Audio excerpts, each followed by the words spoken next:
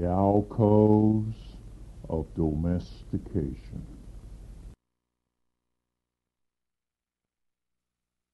The Alcoves of Domestication. And thus the bard moved on and on and on, far beyond the high-wire trills of opiates and copulation, the love and eventual loss of mayhem, the anthems for the ragged men and the bagless ladies, their friends and friends of their friends, the chase and capture by the forces of the horse-dicked man, the court-sanctioned designated time of rocking and rolling with the rogues and sons of Sam, and all of the antiquated, antisocial activities of mostly every kind, but now totally without consequence, for it was another season and a different age.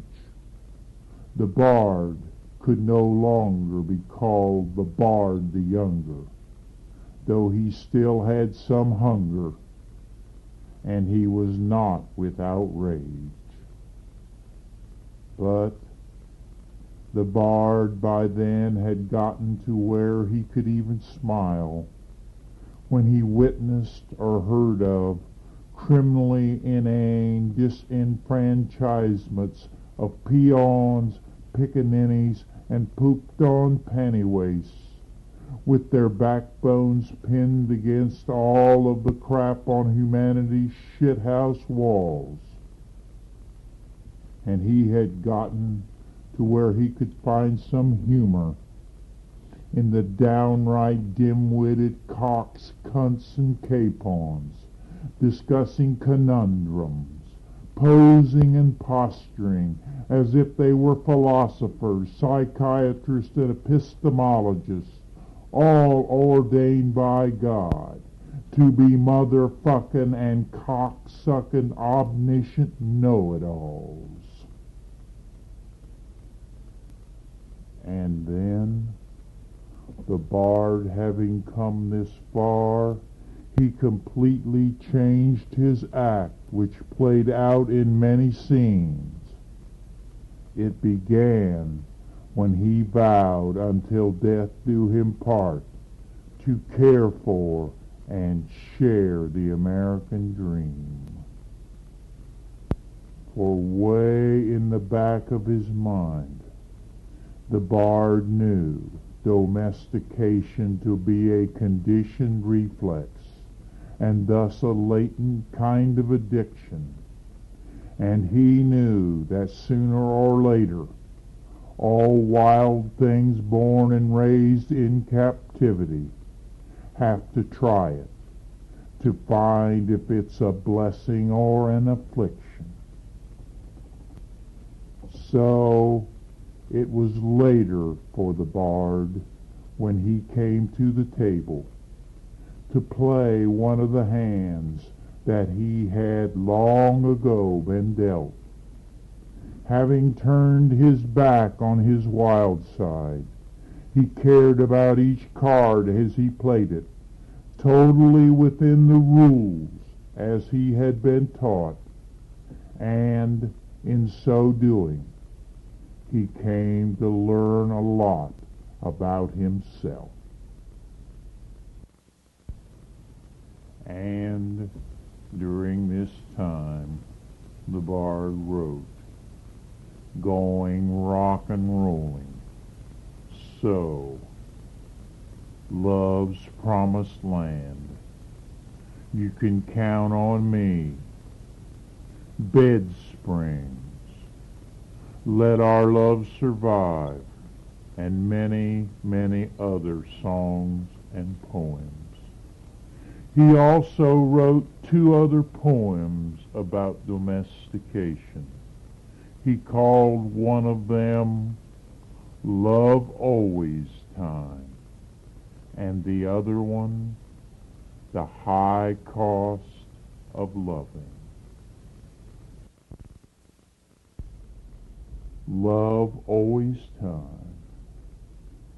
Oh, where will you be when your youth is glowing, like the flowers glow with gold halos in the spring? And where will you be when your love is flowing, like the rivers flow after rainbows in the spring? Oh, spend your spring with me, and then spring it will always be. Together we will find love always time. Oh, where will you be when your passion is storming, like a thunderstorm, so wild and warm in the summer? And where will you be when your babies are swarming, like the bees swarm in perfect form in the summer? Oh, spend your summer with me, and then spring it will always be. Together we will find love always time. Oh, where will you be when your children are leaving, like the leaves leave far from their trees in the autumn? And where will you be when your heart is grieving, like the trees grieve for their lost leaves in the autumn? Oh, spend your autumn with me, and then spring it will always be. Together we will find love always time. Our love will flow to the sea. Our babies will have love's beauty. I'll comfort you when you grieve, and our love will live for eternity. Oh, where will you be when your body is dying, like all things die, and wonder why in the winter? And where will you be when your soul is flying, like good souls fly to heaven high in the winter? Oh, spend your winter with me, and then spring it will always be. Together we will find love always time. Yes, together we will find love always time. The high cost of loving. Honey, it's the mortgage on our mansion up on the hill that makes me walk down in the valley and think of love and all its bills. It's the sticker on the window of our Lincoln out in the lane that drives me around in circles, and no, love's an expensive game. Oh, the high cost of loving is really getting to me. It seems like we're buying more loving than we ever receive. We spend all of our time making money. Our love ain't what it used to be. Honey, the high cost of loving, it is really getting to me. Not long ago, we had much less, but then really we had much more. We spent a lot of time on love. Love was what we were living for. Honey, it's the labels on the pockets of our high-class jeans that makes me feel like a beggar and wonder what all of this means.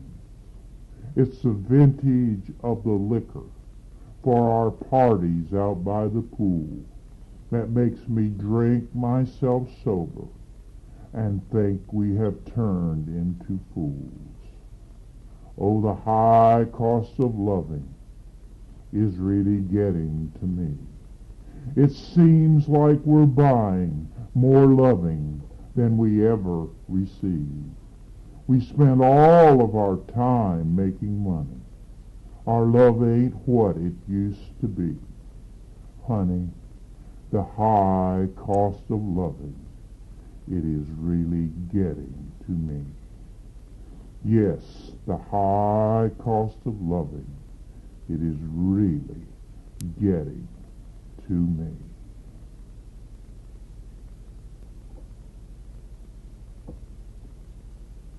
Thus the bard played out faithfully many a predictable scene, after he had vowed until death do him part to care for and share the American dream.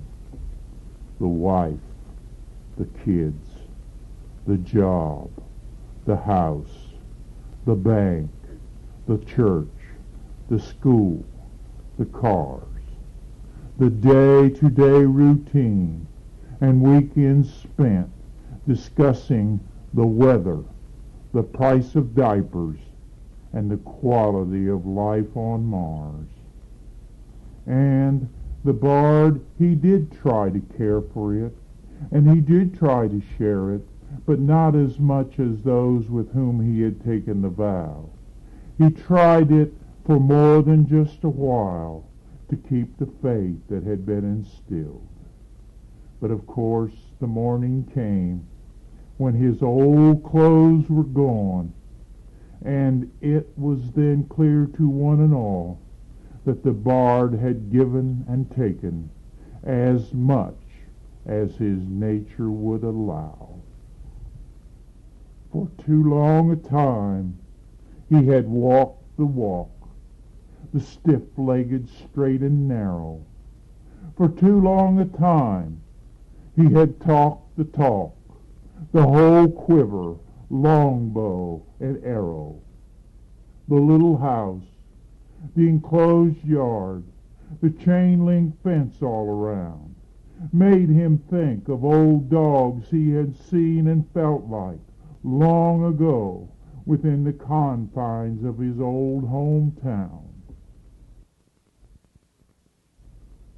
For he knew a pup can be taken from the womb of a bitch and the seeds of a mongrel, and by hook and by crook can be shaken and shook and shaped and made to respond and perhaps be controlled by some artificial superimposed stimulation. And he had seen many old dogs succumb and sit content in their pens deaf and dumb, waiting for their bells to be rung.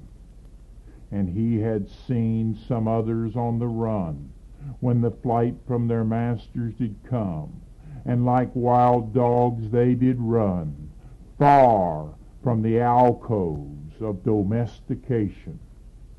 And thus, like the old dogs he had seen and felt like long ago, he had become. And like the ones he had admired back then, like them, he became an old dog on the run. But in the back of his mind, the bard knew it was not a race or a run he was likely to win. For he knew it was improbable to ever outrun the old dog that had been locked up and was confined deep within.